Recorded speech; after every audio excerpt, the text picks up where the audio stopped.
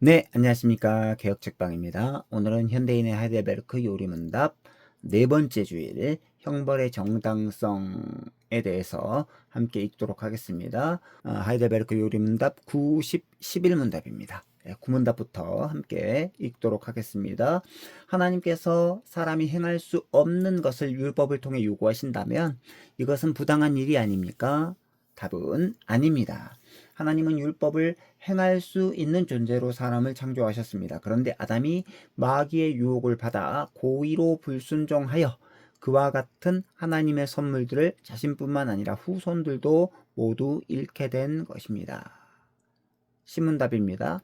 하나님께서 그러한 불순종과 반역을 벌하지 않고 그대로 허용하실 수 있습니까? 답은 결코 그렇지 않습니다.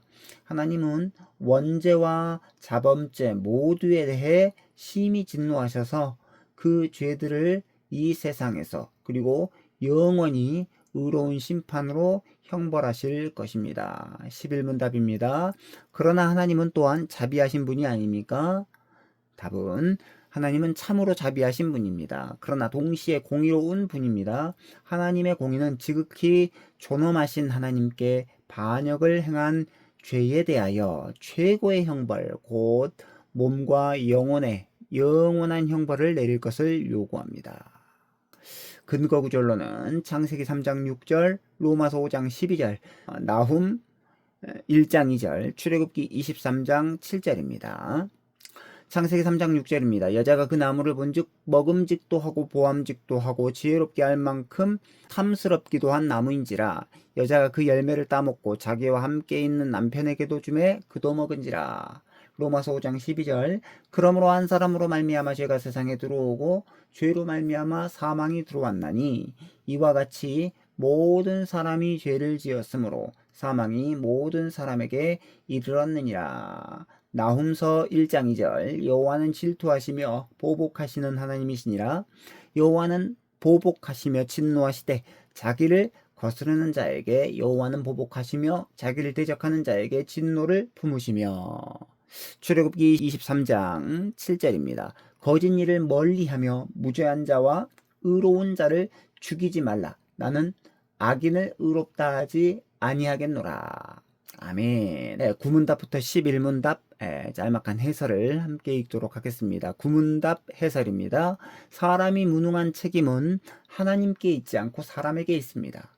하나님은 사람이 율법을 행할 수 있도록 창조하셨기 때문입니다. 율법을 행하기에 무능한 책임은 전적으로 사람에게 있습니다. 사람이 율법을 행하기에 무능할지라도 하나님은 사람에게 율법을 행할 것을 요구하십니다. 그 이유는 율법에 대해 다음과 같은 기능이 있기 때문이죠. 첫 번째, 책망의 기능입니다. 율법은 우리가 죄인임을 알게 하여 죄 용서를 위해 그리스도에게 나아가도록 합니다. 두 번째, 평화의 기능입니다. 율법은 양심과 제도의 토대가 되어 공공의 질서를 유지하고 평화로운 사회를 유지하는 데 도움을 줍니다. 셋째, 성화의 기능입니다. 율법은 구원받은 신자들이 어떻게 살아야 하는지를 알려주어 신자들이 거룩한 삶을 살아가게 합니다. 신문답 해설입니다. 하나님은 죄를 심히 미워하셔서 반드시 죄를 심판하십니다. 사람들의 삶이 고통으로 가득한 것은 하나님께서 사람들을 심판하시기 때문입니다. 죄인들은 하나님의 심판을 피할 수 없기에 항상 몸과 마음의 고통을 겪습니다. 하나님의 심판은 다음 세상에도 이어집니다. 주목할 것은 다음 세상의 심판은 영원하다는 것입니다. 죄인들은 지옥에서 영원한 형벌을 당하게 될 것입니다.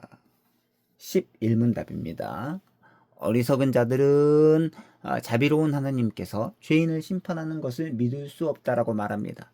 이것은 하나님의 속성을 알지 못한 데서 비롯된 오해이죠. 하나님은 자비로운 동시에 정의로운 분이십니다. 하나님은 자비를 위해 정의를 포기하지 아니하십니다. 하나님의 정의는 죄인들에게 영원한 형벌을 요구합니다. 죄의 싹은 사망입니다.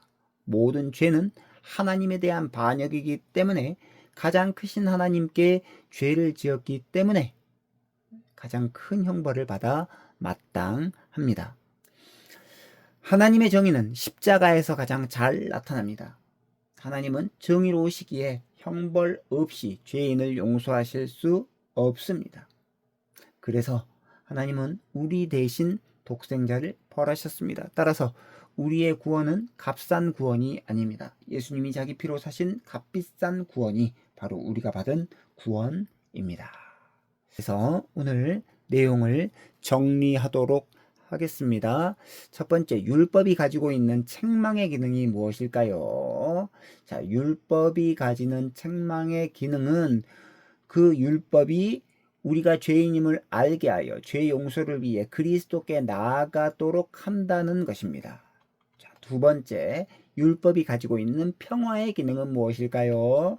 율법이 가지고 있는 평화의 기능은 양심과 제도의 토대가 되어서 공공의 질서를 유지하고 평화로운 사회를 유지하는데 이 율법이 도움을 준다라는 것입니다. 세 번째, 율법이 가지고 있는 성화의 기능은 무엇입니까?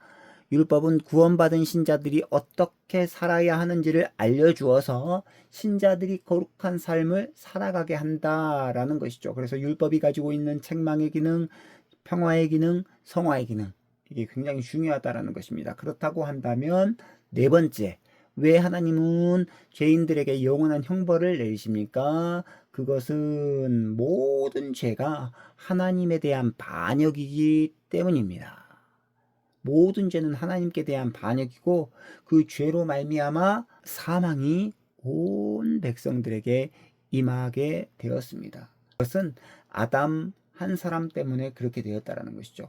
인류의 머리이신 아담의 죄로 말미암아 아담의 허리에서 나오는 모든 인류는 이제 그 형벌을 요구당하게 되었습니다. 그래서 모든 죄는 하나님에 대한 반역이기 때문에 마땅히 하나님께 죄를 지었기 때문에 가장 큰 형벌을 받아야 된다라는 거죠.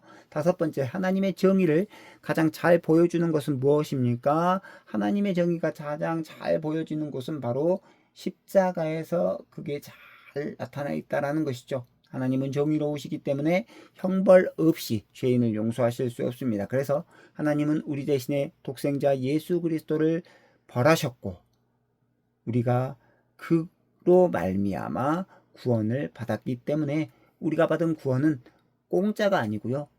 아주 값비싼 그런 구원이다라는 것을 우리가 이 책을 통해서 알 수 있습니다. 오늘은 여기까지 했고요. 다음 시간에는 다섯 번째 주일로 찾아뵙도록 하겠습니다. 좋아요와 구독은 저에게 큰 힘이 됩니다. 감사합니다. 안녕히 계십시오.